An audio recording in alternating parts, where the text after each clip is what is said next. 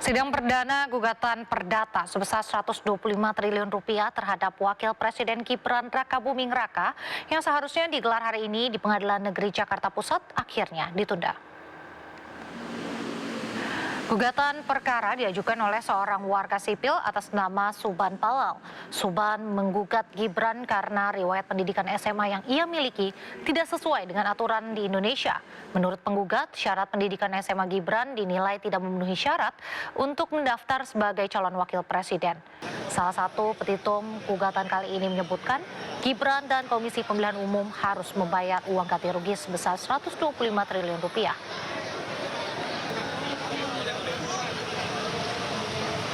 Masyarakat undang-undangnya memberikan batasan bahwa yang boleh menjadi calon waktu itu ya presiden atau wakil presiden minimum tamat sekolah. Tamat sekolah itu apa buktinya? Kita ingat ya bahwa ijazah itu bukti sekolah, bukan bukti berpikir. Nah, bukti itu sekolah aja nggak ada. Bukti itu sekolahnya itu nggak ada. Saya bisa mengatakan nggak ada, itu KPU yang bilang. Di lapan KPU disebut bahwa saudara tergugat ini SMA-nya malah 2 kali. Tapi diselenggarakan di Singapura sama Australia. Nah, itu kalau kita sandingkan dengan undang. Presiden Prabowo Subianto menyebut sebagian tuntutan rakyat masuk akal. Tak hanya itu, Presiden juga tegaskan siap berunding dengan masyarakat atas tuntutan tersebut.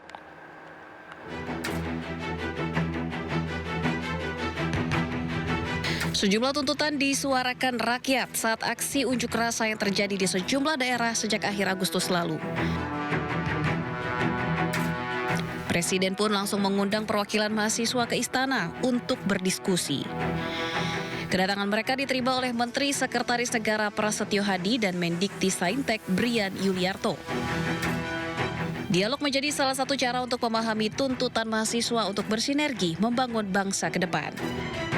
Ngobrol dari hati ke hati, kira-kira seperti apa pandangan-pandangan mahasiswa ya untuk kita bisa perbaiki hal-hal yang masih kurang, untuk bisa membicarakan ide-ide bagaimana supaya Indonesia lebih cepat maju, lebih cepat bisa memperbaiki hal-hal yang memang kita ingin capai bersama. Usai pertemuan itu pada akhir pekan di Hambalang, Bogor, Jawa Barat, Presiden Prabowo menyatakan tuntutan yang diajukan masyarakat masuk akal. Presiden juga siap berunding untuk wujudkan tuntutan masyarakat. Presiden Prabowo juga menyebut aksi bakar-bakaran dan kerusuhan adalah bentuk ancaman kepada rakyat. TNI hadir untuk pengamanan sipil, penarikan TNI bisa diperdebatkan. Presiden Prabowo tegaskan siap melaksanakan tugas yang diberikan UUD kepada dirinya.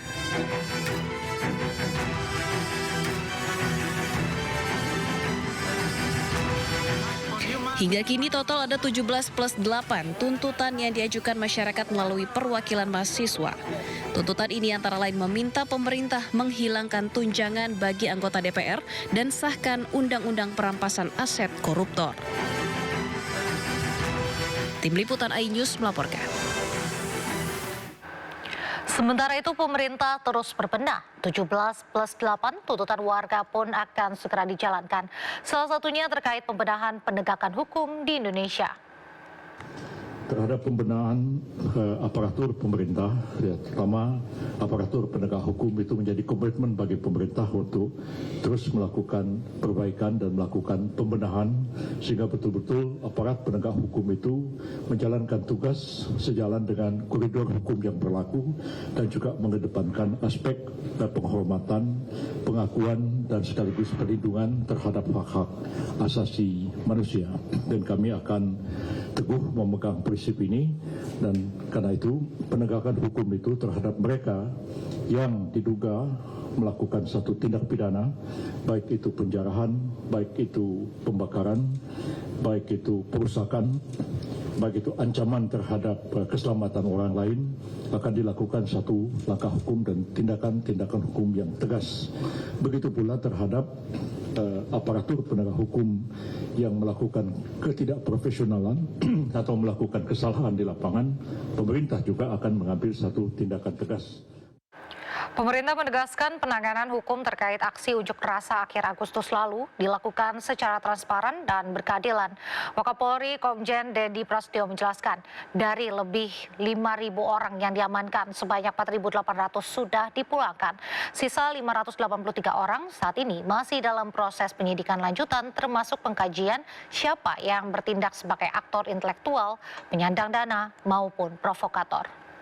Dari 5.444 yang diamankan, 4.800 diantara sudah dipulangkan. Jadi tinggal 583 yang saat ini sedang dalam proses. Baik di Jakarta, kemudian Bandung, Semarang, kemudian Surabaya, Makassar, Medan, dan beberapa wilayah lainnya. Itu lagi sedang di-assessment oleh para penyidik. Dan juga dari Mabes Polri, dari Barreskrim menghimpun semua 583 tersangka tersebut dan melakukan kajian dan analisnya secara mendalam siapa yang menjadi aktor intelektualnya, siapa yang menjadi penyandang dananya, dan siapa yang menjadi operator lapangannya, serta pelaku-pelaku yang saat ini sedang berproses. Ya.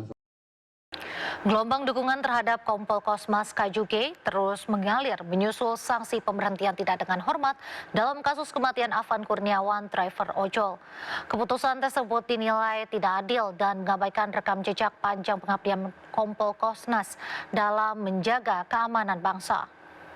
Kebenaran perjuangan akan berbicara lebih keras daripada jabatan.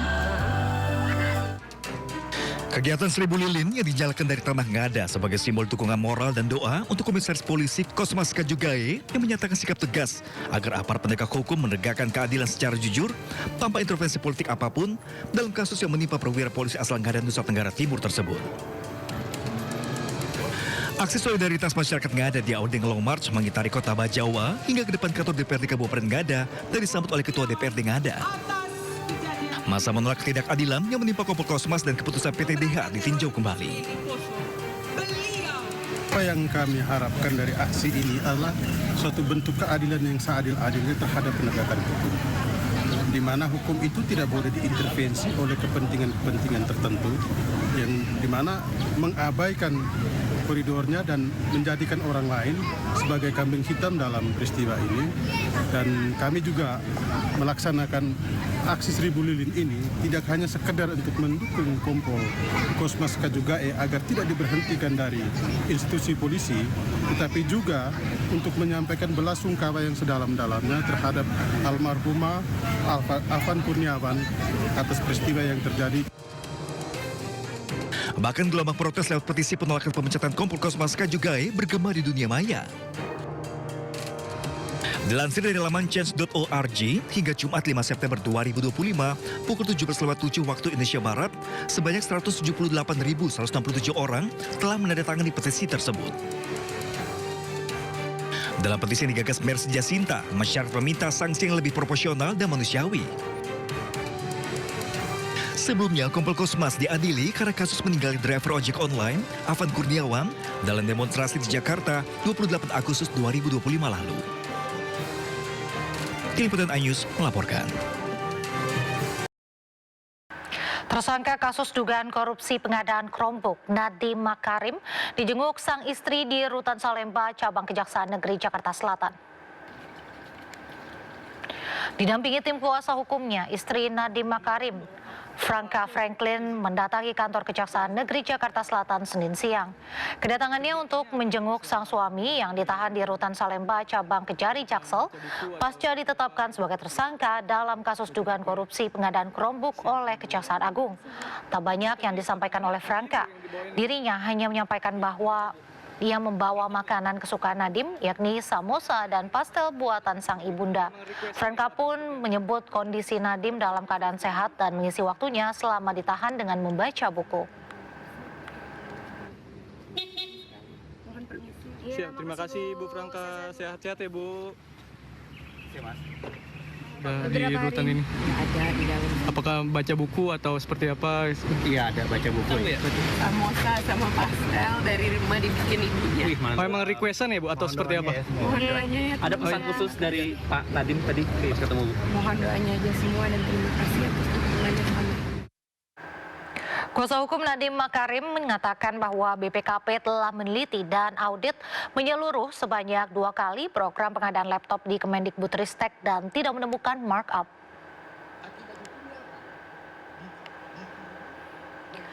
Melalui kuasa hukumnya, mantan Mendikbudristek menyatakan bahwa sampai hari ini Nadiem tidak menerima Rp1 pun dari kasus dugaan korupsi pengadaan Chromebook.